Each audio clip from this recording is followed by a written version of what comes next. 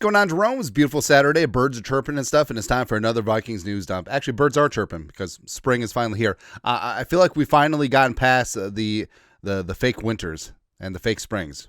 It's here in the great state of Minnesota.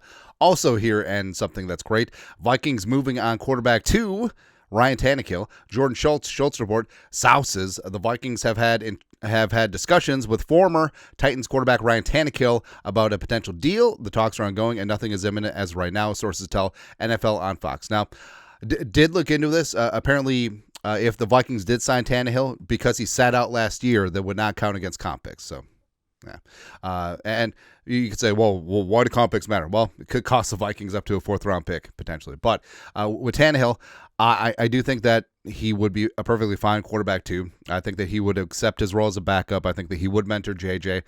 Between him and Flacco, I think it is a toss-up. Slight edge to Tannehill. I think he's got a little bit more athleticism. Also, the year off, probably helped him physically. Does have some movement skills, and also is younger and can go from there. But we'll see. Like, honestly, Flacco, Tannehill, don't really care at this point. Something I do care about. So Rodgers visited the Steelers yesterday, and also, part of my take pointing this out. How dare he waste 6 hours of the Steelers' time on Friday afternoon of opening week of March Madness? Plus, Michigan's pro day was on Friday, and the Steelers GM Omar Khan and Mike Tomlin, their asses were firmly planted in Pittsburgh because Yins wanted to talk about stuff and things. Yeah. Schefter, Rodgers spent about 6 hours at the Steelers training facility today, meeting with their coaches. It's said to be a positive visit, and the two sides will stay in touch. Pelissero, the Steelers and Aaron Rodgers have had contract parameters in place for weeks, sources say, and the money wasn't a discussion point during today's visit. It was a chance for both sides to get to know each other. The Giants also remain involved. The decision is in Rodgers' hands. Now, that was before Jameis. Oh, yeah. Jameis signed with the Giants. Probably takes them out of the Rodgers running, since I think it's a clear sign that they're going to use Jameis as a bridge quarterback and maneuver, get Cam Ward, get Shedeur Sanders, currently sitting at the number 3 overall pick. So they might have to do a little bit of work. We'll see. But also, Jameis with Malik Neighbors, I mean, here's the thing. Like, Malik Neighbors' fantasy value just went through the roof. Because guess what? Interceptions don't count against you for as a wide receiver. And Jameis is just going to sling it. He's just slinging it for the Giants, man. Probably going to get everyone fired, like Joe Shane, Dayball. Everyone's going to get fired. Everyone should have been fired, but it is what it is. But with Rodgers and the Steelers, just get something done. Like, everyone's widely known that a deal's been on the table for Rodgers for weeks, and he's still basically, he just wants to see if the Vikings will eventually want him. So he's kind of rooting for JJ to look bad during the offseason OTAs training camp or get hurt and knocking down all the wood so they could be like, I'm here, baby. I'm here. No. Also, obviously, him being a free agent, the national media talks about it every single day. And then as it trickles down, like we talk about it, even though I'm trying not to because it's just disingenuous. But, just pick something. All right. And also, Pelissero was on the Rich Eisen show. So a lot of people read Pelissero's comments differently. I don't get it, but C-Dot did a great job getting the text here. Pelissero on the Vikings' interest in Aaron Rodgers, quote, there have been some things reported and rumored that have been exaggerated or lacking context. The idea that they were strongly considering it, that's not my understanding. Right, so that's where Pelissero comes in, and Pelissero is dialed in as anyone with this team. I mean, his comments during the week about J.J. McCarthy, how the Vikings had no interest in Rodgers at that time, read like a press release. So if anyone would know, it's Pelissero. And that's what it felt like. Did the Vikings discuss Rodgers? Sure. Did Kevin O'Connell watch some film on Rodgers? Sure. Did he and Kwesi discuss it? Sure. But they probably did that with Darnold. They probably did that with Dan Jones, Nick Mullins. They probably did that with every free agent quarterback available. They're probably doing it with Shedeur Sanders and Cam Ward. Are they going to draft Shedeur Sanders and Cam Ward? No. But they discuss it because that is their job. And diligence is very important. Now, could you equate this like a conversation, a little bit of film watching with strongly considered or 50-50 it's going to happen? That's where the miss comes in. Do the Vikings absolutely not talk about it at all? No. They discussed it, all right? But strongly considered, that's a big leap. And that's where a lot of people's problem comes in, right? But hopefully Rodgers does go to the pit. I fell in the pit. That's a really good show, by the way. Like, the wife and I are only like 2 episodes in. but we're ready. Plus, you know that some major issues going to go down in that show. It's good. Also good. So, I've been accused of being a homer when it comes to the Vikings quarterbacks. Believed in Teddy. Teddy was going to turn that corner in year 3 before his leg fell off. And we'll never know. He Schrodinger's knee. Yeah. Christian Ponder? Maybe not. But Kellen Mond, third-round pick out of Texas A&M for back in the day. Just give him a shot. But then Zimmer saw him practice. I don't know. But the UFL, breaking, the San Antonio Brahmas have named Kellen Mond as their starting quarterback for the 2025 season. And I like that. He's a Texas dude and slinging it in the UFL. Maybe he'll get another shot. Who knows? I'm rooting for Kellen Mond. Like, the arm is there, the football IQ, the leadership is there too. So just go out there and sling it, and maybe you'll get a shot at 90-man rooster. Would absolutely love it. Maybe not the Vikings 90-man rooster, but Also, somebody knows Jonathan Allen, latest Minnesota Viking, getting paid. Also, going to do some great things along the Vikings defensive line. Attending the Wolves game where the Wolves finally whooped the Pelicans' ass. I mean, all it took was Joe Ingles starting. You love stories like that, man. But Jonathan Allen courtside, Blake Barrett's dropping the peace sign, beautiful, lovely wife next to him. Jonathan Allen's going to do damn it. I mean,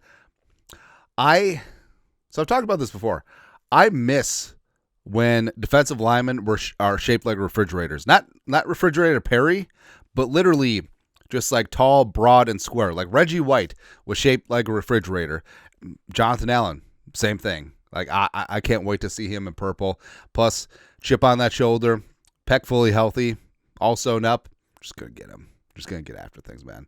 Speaking of getting after things, so the Vikings setting up 30 visits. We'll do a video once more 30 visits come in, and basically, like, strategy for teams in 30 visit, it varies. So some teams only look at top end guys. Some it's a scatter shot. For the Vikings, I mean, for the most part, it's they pass on the top end talent and they look more for day 3 as well as potential future UDFAs. Now, I think that's a smart strategy for Kwesi because it gives them a head start with UDFAs. And one of the reasons why the Vikings have been so successful, whether drafted free agents, is a lot of those guys have been brought in on 30 visits. So you get them in the building, and because remember, UDFAs are free agents, so you do have to woo them. Now, guarantee and all that stuff does matter, as well as potential for competition.